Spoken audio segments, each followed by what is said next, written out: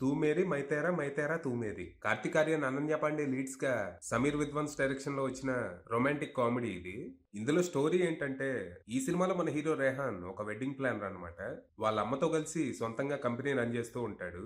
ఇక రీసెంట్ గా మనోడు క్రొయేషియాకి సోలో ట్రిప్ కని వెళ్తాడు. అక్కడ తనకి మన హీరోయిన్ రూమీ పరిచయం అవుతుంది. గొడవలతో మొదలైన వీళ్ళ పరిచయం తర్వాత ప్రేమగా మారుతుంది. వారం రోజుల్లోనే ఇద్దరు నేను చస్తే నువ్వు ఏడుస్తావో లేదో తెలియదు గానీ నువ్వు ఏడిస్తే నేను చచ్చిపోతా అనేంతలా ప్రేమించుకుంటారు. అయితే 8వ రోజు మన రూమీ ఓ పులిహార కారణంతో మనోడికి బ్రేకప్ చెప్పి ఇండియా వెళ్ళిపోతుంది. మరి తర్వాత ఏం జరిగింది? అంతలా ప్రేమించుకున్న వీళ్ళు ఎందుకు విడిపోవాల్సి వచ్చింది? రూమీ చెప్పిన కారణం ఏంటి? తమ ప్రేమని కాపాడుకోవడానికి రేహాన్ చేసిన ప్రయత్నాలు ఏంటనేది మీ ఓపిక సహనాన్ని బట్టి మీరు సినిమా చూసి తెలుసుకోవాలి. ఇక ఈ సినిమా నాకు అస్సలు నచ్చలేదు. వందల సార్లు చూసిన కథ, ఏంట్రా ఈ సోది అనేలా screen play, irritating characters, terrible dialogues తో సినిమా అవ్వకముందే థియేటర్ నుంచి పారిపోయేలా చేసింది. ఇదొక ఫార్ములా స్టోరీ. ప్రేమ పెళ్లి మీద కంప్లీట్ గా వేరు అభిప్రాయాలు ఉన్న మన హీరో హీరోయిన్లు అన్ఎక్స్పెక్టెడ్ గా లవ్ లో పడతారు. తర్వాత హీరోయిన్ ఇంట్లో ఏదో ప్రాబ్లం వస్తే హీరో తనెవరో చెప్పకుండా హీరోయిన్ ఇంట్లో దూరి యథవేషాలన్నీ వేసి చివరికి హీరోయిన్ ని పెళ్లి చేసుకుంటాడనమాట.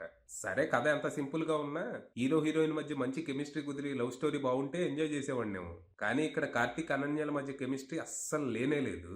ఇక సినిమాలో వీళ్ళిద్దరి మధ్య ఎప్పుడు ప్రేమ మొదలైద్దో కూడా మనకు అర్థం కాదు. ఫస్ట్ 1 అవర్ వరకు హీరో సందు దొరికినప్పుడల్లా హీరోయిన్ ని ఏడిపిస్తూ, విసిగిస్తూ, ఇన్సల్ట్ చేస్తూ ఎంజాయ్ చేస్తూ ఉంటాడు.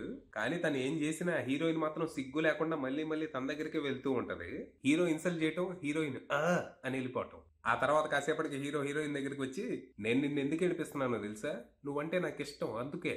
అది వినగానే హీరోయిన్ అవునా నాకు కూడా ఓకే అంటది.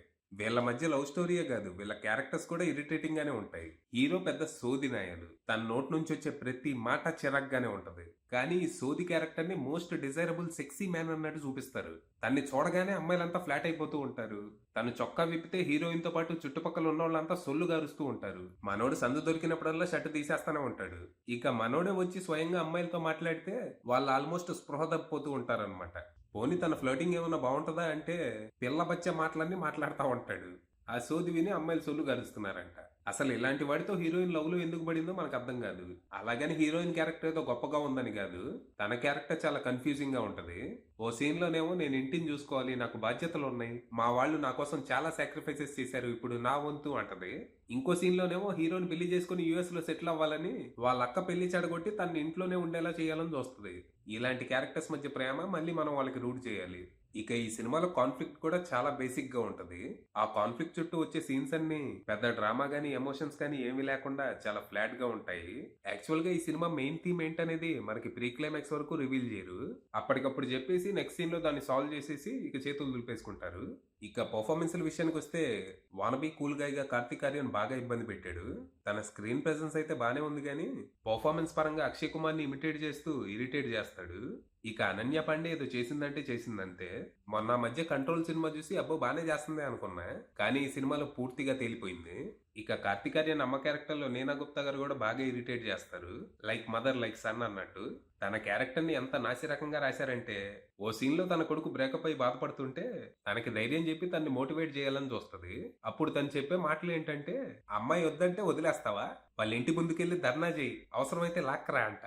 ఏందో మరి. ఇక అనన్య ఫాదర్ క్యారెక్టర్ లో కొద్ది గొప్ప జాకీ ష్రాఫ్ గారు పర్లేదనిపించారు. తనకి కార్తీక్ ఆర్యన్ కి మధ్య వచ్చే సీన్స్ లో 1-2 బాగుంటాయి. ఇక సినిమాలో మిగిలిన ఆర్టిస్టులంతా తమ పాత్రలు పరిధి మేరకు నటించి ఓకే అనిపించారు. ఇక టెక్నికల్ గా సినిమా పర్లేదు, ప్రొడక్షన్ వాల్యూస్ చాలా రిచ్ గా ఉన్నాయి. అనిల్ మెహతా అందించిన సినిమాటోగ్రఫీ బాగుంది. ఫస్ట్ హాఫ్ లో విజువల్స్ చాలా ఫ్రెష్ గా అనిపిస్తాయి. ఇక విశాల్ శేఖర్ అందించిన పాటలు బాగుండగా హితేష్ సోనిక్ అందించిన బ్యాక్గ్రౌండ్ స్కోర్ అంతంత మాత్రంగానే ఉంది. ఇక డైరెక్టర్ సమీర్ విద్వాన్స్ విషయానికి వస్తే ఆయన పనితనం చాలా లేజీగా ఉంది. తను ఇంతకు ముందు కార్తీక్ ఆర్యన్తోనే తీసిన సత్యప్రేమ్ కి కథ సినిమా చాలా బాగుంటది. కానీ ఈసారి మాత్రం వీళ్ళ కాంబినేషన్ కంప్లీట్ గా మిస్ ఫైర్ అని చెప్పాలి. ఫైనల్ గా చెప్పేది ఏంటంటే డైరెక్ట్ స్ట్రీమింగ్ లో చూడటానికి కూడా పనికిరాదు ఇది. అది విషయం.